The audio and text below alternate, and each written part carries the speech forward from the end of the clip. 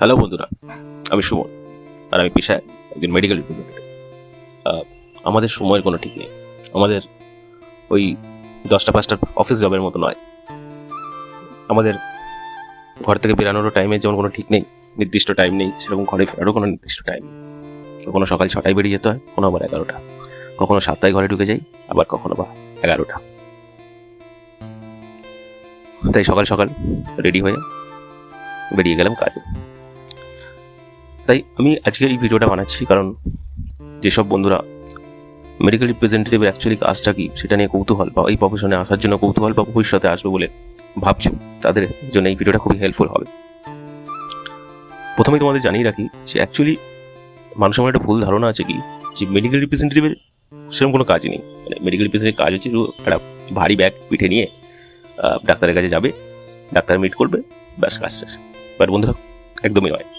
একজন মেডিকেল রিপ্রেজেন্টেটিভের অনেক রেসপন্সিবিলিটি থাকে, অনেকগুলো কাজ থাকে। শুধু ডাক্তার মিট করাটাই মেডিকেল রিপ্রেজেন্টেটিভের কাজ নয়। এখন আমি তোমার ডিটেলসে বলি যে মেডিকেল রিপ্রেজেন্টেটিভের অ্যাকচুয়াল কাজটা কি। প্রথম কাজ অবশ্যই ডাক্তার মিট। কোন ডাক্তার কখন বসে সেগুলো তো তোমার কাছে লিস্ট অবশ্যই থাকবে বা তোমাকে করে নিতে হবে। সেই লিস্ট অনুযায়ী টাইম অনুযায়ী তোমাকে গিয়ে ওয়েট করতে হবে, হসপিটালে হোক, ডাক্তারের চেম্বারে হোক, এবং টাইম মতো ডাক্তার আফটার পেশেন্ট বা বিফোর পেশেন্ট তোমার মিটটা নেবে।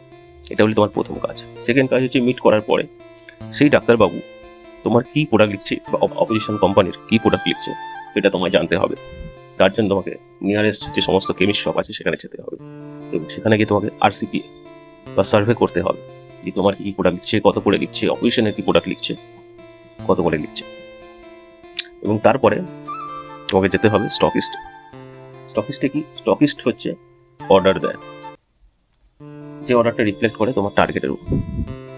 স্টকিস্টে গিয়ে তোমাকে দেখতে হবে যে তোমার প্রোডাক্ট কীরকম চলছে, তারপর কোনো অর্ডার আছে কিনা, অর্ডারের জন্য রিকোয়েস্ট করতে হবে এবং অর্ডার বার করে আনতে হবে। এবং সব শেষে তুমি যখন বাড়ি ফিরবে কাজ বাজ সেরে, তখনও তোমার কিন্তু কাজ থাকে না তা নয়। বাড়ি ফিরেও তোমাকে ল্যাপটপ বা ফোনে সারাদিনে তুমি কী কাজ করলে সেটাকে হেড অফিসে রিপোর্ট করতে হয়।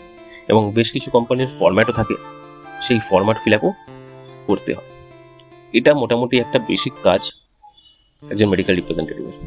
আশা করি আমি তোমাদের মেডিকেল রিপ্রেজেন্টেটিভের কী কাজ হয় সেই ধারণাটা মোটামুটি একটা বেসিক আইডিয়া দিতে পেরেছি। তো আজকের জন্য ভিডিও এইটুকুই।